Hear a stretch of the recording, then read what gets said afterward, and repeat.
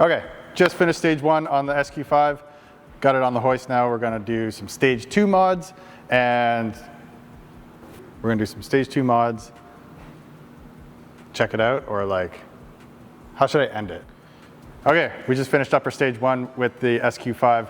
We're gonna start doing some stage 2 upgrades. The car's back on the hoist. I'm gonna install these parts and we'll get it back on the dyno. So let's get started. So these are our stage 2 mods for the SQ5. ECS partnered with us on this, and they were kind enough to send us some parts. So first off, we have an upgraded heat exchanger for the supercharger. The superchargers in these cars get extremely hot, especially at high RPMs. Now we're going to start cranking out some more power. So the heat exchanger is super important because the superchargers are water cooled. It doesn't have an air-to-air intercooler like a turbocharger. Keeping your cooling components upgraded is good for your IATs. A crank pulley for the supercharger. Stage 2 for these cars is generally a pulley upgrade, and you can do a whole bunch of combinations of dual pulley setup, a larger crank pulley. You can do just a smaller supercharger pulley, or in this case, we're just gonna do the crank pulley. So this makes it a lot easier to install because the supercharger pulley is hard to get off. But this is ECS's 207 millimeter crank pulley. It's huge. It gives us the same output, actually a little bit more than even the dual supercharger pulleys that are on the market. So this cranks your supercharger up to about 22% more power. So we'll get that on, the cooling upgrade, and we'll get it back on the dyno and see what the differences are.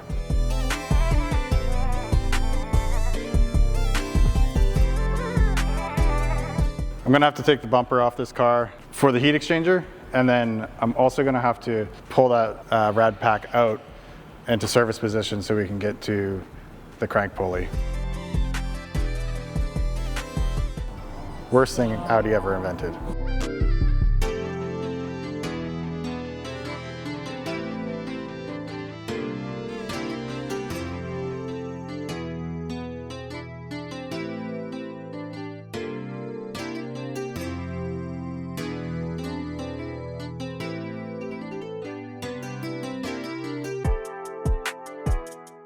We got to install these little bleeder screws in the end tanks for the ECS heat exchanger here.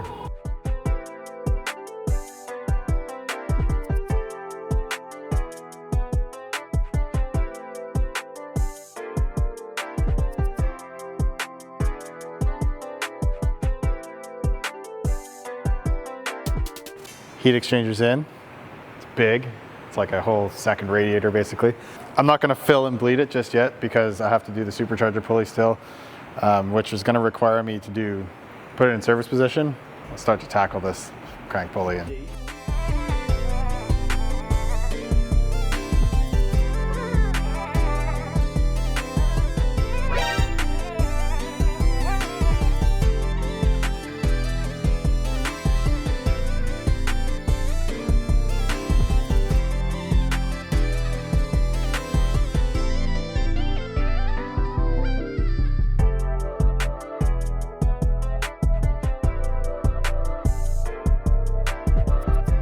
Got it out.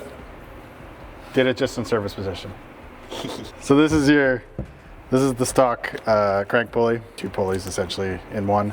So this is your main drive pulley, and then this is your supercharger pulley, and this is the ECS upgraded pulley. Essentially this just sits inside. There is an alignment here you have to line up. There's one bolt hole that's offset. It's marked by a couple dimples, and then this is your alignment here. So you set it in like so. I did mark the pulley underneath, so I should be able to see my yellow line, and we'll just pop bolt in it like that to keep them aligned properly. This is your new supercharger pulley essentially. It's much larger than the original one, and you still use your same main drive pulley for the accessories on the engine. And then we just bolt it back in like nothing ever happened. Bigger belt obviously because now we have a larger pulley, but put it all back together.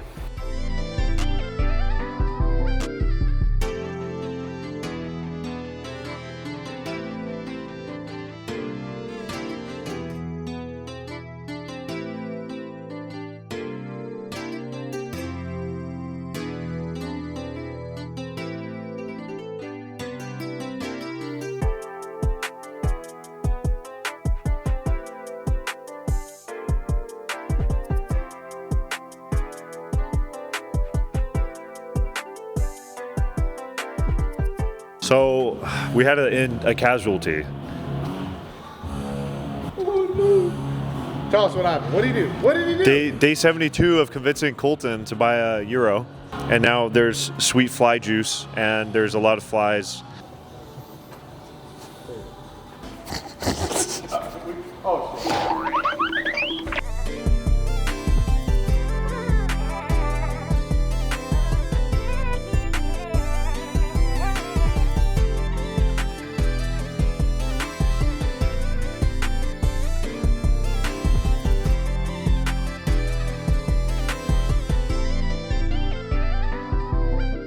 Started running it on the dyno to see if we could get some lower IATs, and it wasn't getting any lower.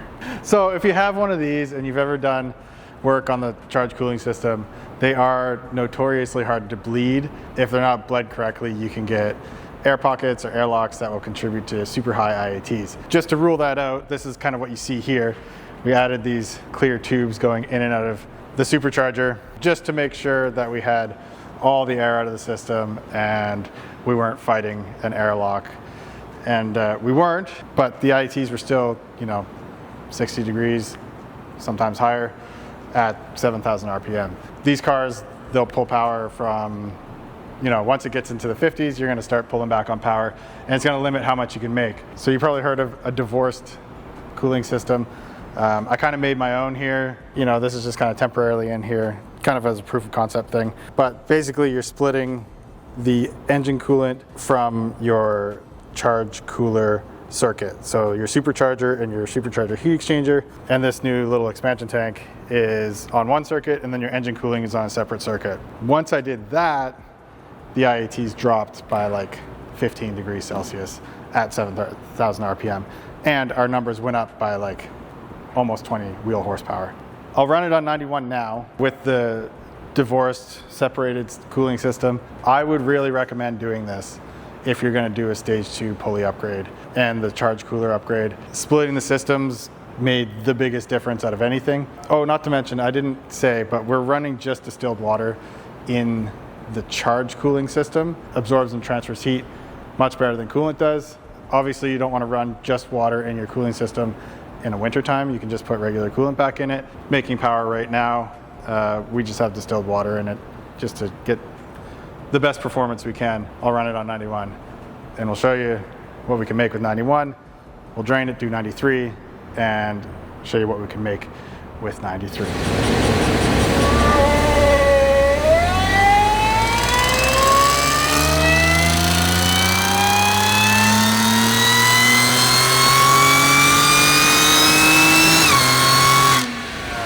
So we finally got a good finalized file for 91 octane. 393 wheel horsepower and 358 foot-pounds of torque. It's crazy.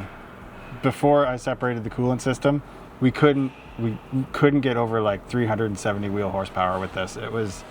It just wouldn't do it. As soon as I separated it and we put distilled water in, now our IATs are barely going above 50 degrees Celsius at 7,000 RPM. So it's happy all the way to the limiter, and I feel like anyone that's upgrading these should do this separate system. We'll put 93 in now, take out the 91, put 93 in, and see how much more we can push it. Specifically in the top end. Everything's good in this, but we had to limit how far we could go because it started to knock a little at the top end. So we'll see if the 93 can clear that up and we can go a little bit further.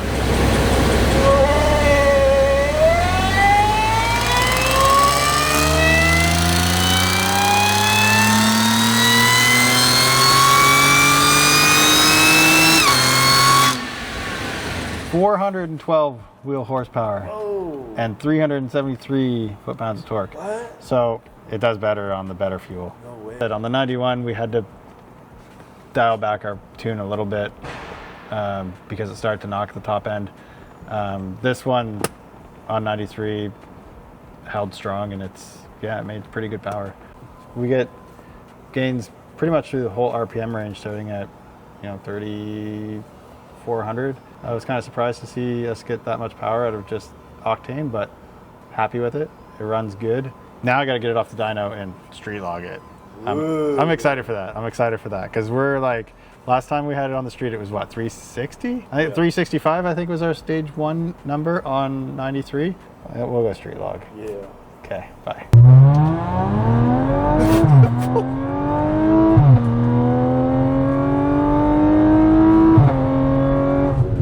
Dude, that thing is crazy.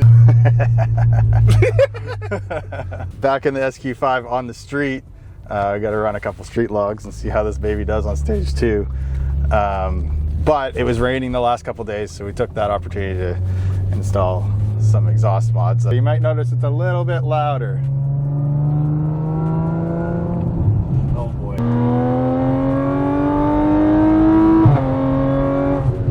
Dude, that thing is crazy. What has this become? Crazy. We've created a monster. Insane. Dude, everything from the sound, like the snappy shifts. It's crazy. Dude, this thing's felt like a rifle. Like, the power's great, insane. and like I think the sound just makes it feel like that much crazier. Absolutely.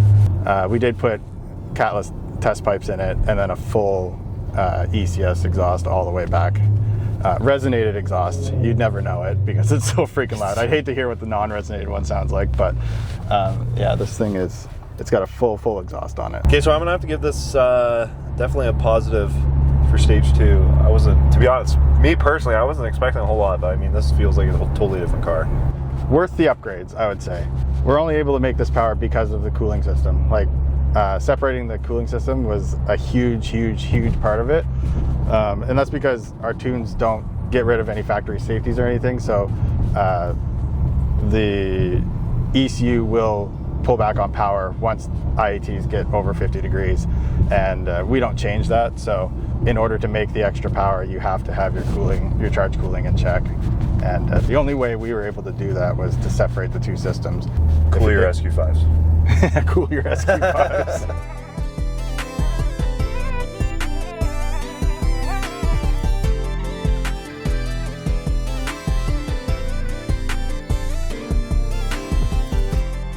And that's stage 2 wrapped up for the SQ5 3-liter turbo, or supercharged, my bad. Something's coming though. That's 3-liter Something turbo. is coming. That's a foreshadowing. We're gonna level up. But for now, that's it for the supercharged 3-liter program. We might explore doing like ethanol blend in this, which requires upgrading the high pressure fuel pump. The owner of this vehicle wants to drag race it this year, so we may push it a little bit harder. But for stage 2, that's it. It's been really fun. It's awesome.